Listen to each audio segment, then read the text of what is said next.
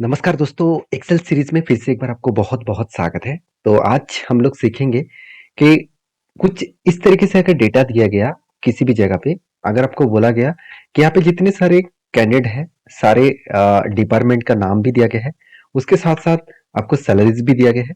तो आपको अलग करके ये दिखाना है कि कोई भी अगर डिपार्टमेंट चूज़ करने के लिए बोला जाए, तो उस डिपार्टमेंट का नाम जो नाम यहाँ पे मैं लिखूँ, उसका सैलरी ऑटोमेटिक सम होकर दिखना चाहिए। मतलब मान के चलिए 2 ग्रुप डी है, तो 2 ग्रुप डी का जो टोटल सैलरी होगा वो यहाँ पे शो करेंगे।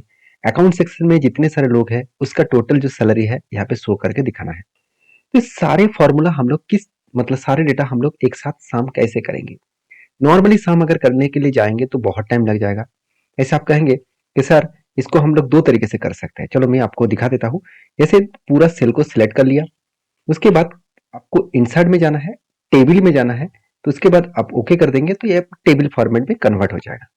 तो आपको करना क्या है, यहाँ पे देखिए, तो आप क्या कर सकते हैं, यहाँ पे देखिए टेबल फॉर्मेट में कन्वर्ट कर लिया।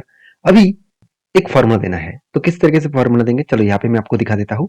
सबसे पहले आपको इक्वल देकर सम नहीं लिखना है, सम करके फॉर्मूला देंगे, यहाँ पे टोटल सिलेक्ट करेंगे तो आपको नहीं आएगा। तो आपको करना क्या है, इक्वल देकर आपको यहाँ पे सब टोटल का फॉर्मूला यूज करना है। सब टोटल का फॉर्मूला यूज कर लेंगे। तो फर्स्ट ब्रैकेट ओपन कर लिया, उसके बाद मुझे क्या देना है, यहाँ पे देना है सम का फॉर्मूला। सम करने के लिए हम लोगों को चाहिए कौन सा नंबर, यहाँ पे देखिए सम का जो नंबर है वो 9 नंबर में आपको सम देखने को मिल गया। तो हम लोग यहाँ पे 9 लिख देंगे। कॉमा देने के बाद यहाँ पे रेंज सिलेक्ट कर लेंगे पूरा नंबर का।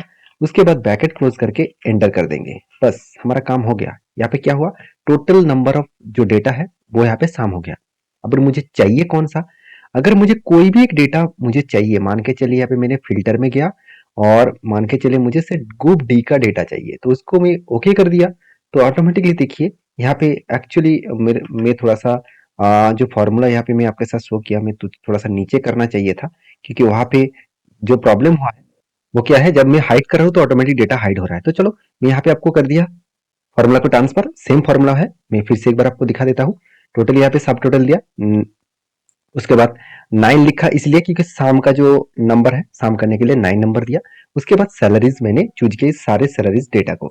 तो उसके बाद एंटर कर दिया, काम हो गया। अभी यहाँ पे फिल्टरिंग ऑप्शन में जाऊंगा, मैं कोई भी एक डेटा चाह रहा हूँ, मतलब डी ग्रुप डी का ओके कर दिया। देखिए ऑटोमेटिकली ग्रुप डी का टोटल साम आ जाएगा। अभी दोनों को सिलेक्ट करेंगे तो आपको ऑटोमेटिकली साम वो ही देखने को मिल जाएगा। तो इस तरीके से आप कर सकते हैं। मगर प्रॉब्लम क्या है, तो आपको अगर बोला गया कि यहाँ पे कोई भी डिपार्टमेंट में चूज करूँ, मान के चलिए ग्रुप डी लिखा मैंने, मान के चलिए डिपार्टमेंट में ग्रुप डी लिखा और इस यहाँ पे सैलरी ऑटोमेटिक मुझे साम होकर दिखना चाहिए, तो आप कैसे करेंगे, चलो मैं आपको बताता हूँ। सबसे पहले आपको करना क्या है, इक्वल, उसके बाद लिखना है सम, उसके बाद लिखना है इफ।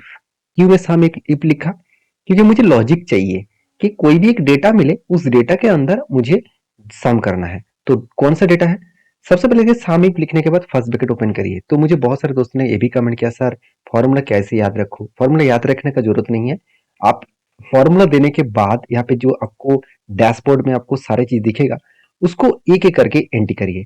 तो सबसे पहले जो बोल्ट दिखेगा उसके ऊपर जाइए, तो क्या चाहिए, रेंज। रेंज का मतलब कौन सा है, जो हम लोग क्राइटेरिया, देखिए रेंज के बाद क्या लिखा गया है, क्राइटेरिया।